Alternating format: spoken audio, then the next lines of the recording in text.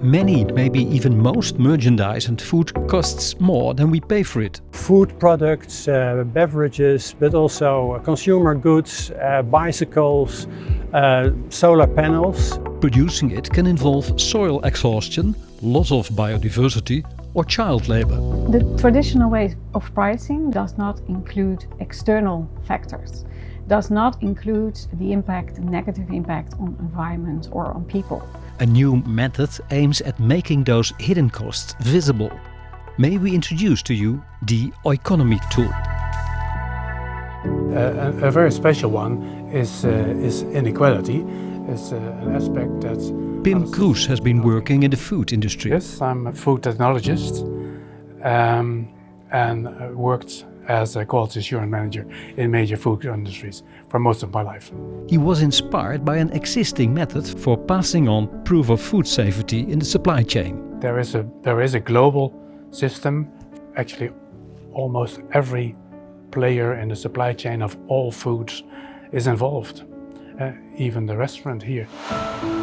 Taking this method into account, one day he got a brainwave. I got this idea in a split second. I was in hospital after a severe accident. I had lots of time.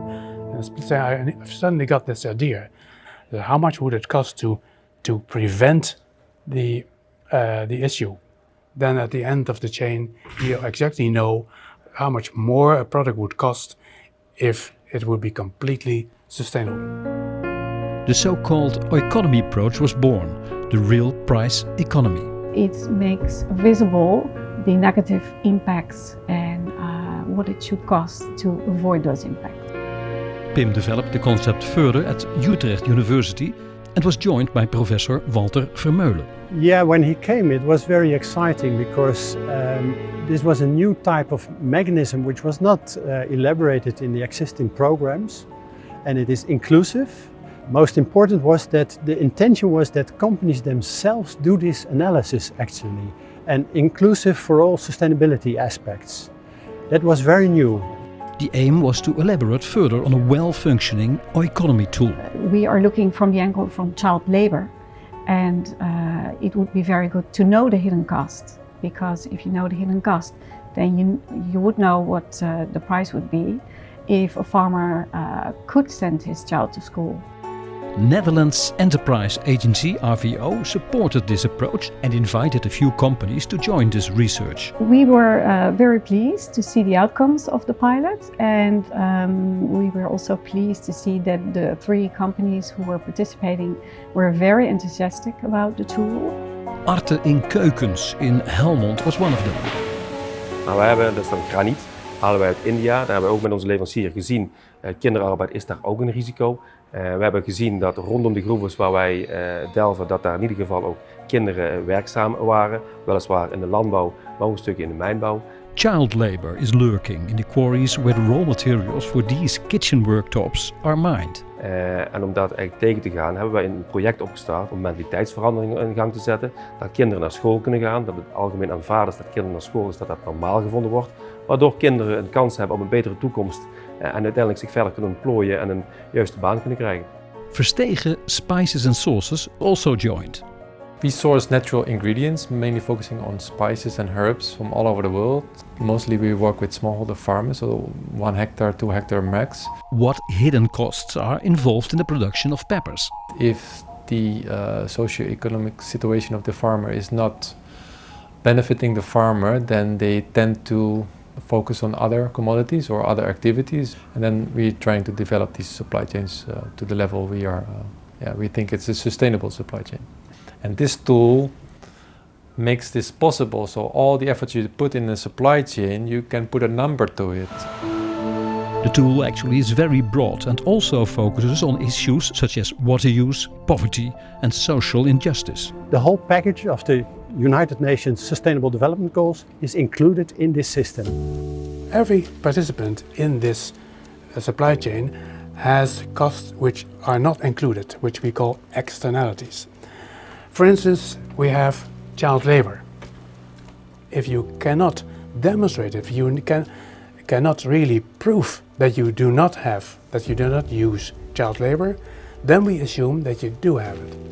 also consider the use of forced laborers in the production of solar panels. Solar panels are a very interesting example because we know that in the supply chain there might be forced labor, there might be bad working conditions, etc. There are also European producers of solar panels that actually do everything within Europe. They will be able to show what is happening on the planet, people and prosperity aspects clearly.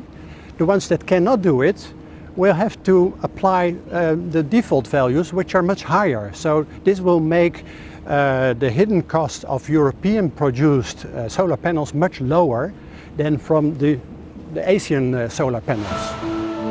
ADMC makes the heat packs for physiotherapists, a product that contains steel. The tool was very interesting because it came across while we were working on a project to fight child labor in Egypt. So it tackled a lot of CSR aspects that we are already working on. So we had the opportunity to work in parallel on the tool but also on the project. So it helped us to calculate a lot of our hidden costs. There are a lot of parts of the production process that we don't have any control over. Therefore, we were expecting a lot of hidden costs there because we don't see the whole process there. That is what we were expecting. The research showed exactly that, but also it showed a lot of hidden costs related to corruption. The Oiconomy tool has calculated the total hidden costs of a pack heater at 130 euros. The sales price of a pack heater is 1600 euros, meaning the hidden costs are adding around 8% onto the sales price. I think it's very, very useful. It needs to be more user-friendly, but in basic, in principle, it's very useful and it can be of help to so many other colleagues, companies, factories, but also service providers. Everybody can make use of this tool because when you try to explain the CSR risks to a company, sometimes it's very non-tangible, and when you explain it in numbers with the Oiconomy tool, then it's very clear where they have to work on, and they can also see the cost and benefit when they invest in a specific part in the CSR process. Further fine-tuning the tool is a must, according to RVO's Marjolein Vink. If you want to solve child labor, you need to do more. At this moment, the tool only reflects the prevention of child labor, but it's not solving the issue. You also need to address root causes. The more experience we have with it, the more clear this picture will become. It's continuously developing by the data that we will also get from the companies. And the progress made is to be communicated to the consumer, which makes it much more convincing. Would you in fact recommend this tool to other companies? It's very insightful, mainly for our projects. When we start a project somewhere and then we start this as a baseline, what are the hidden costs at a certain moment and what will be the hidden cost after X amount of time. It is a very useful tool and for sure we will use it in the future. Weer een stapje op weg naar 100% transparantie en we zorgen dat we exact weten welke risico's er in al onze ketens zijn en die samen met onze leveranciers, onze partners aan te pakken en te verbeteren.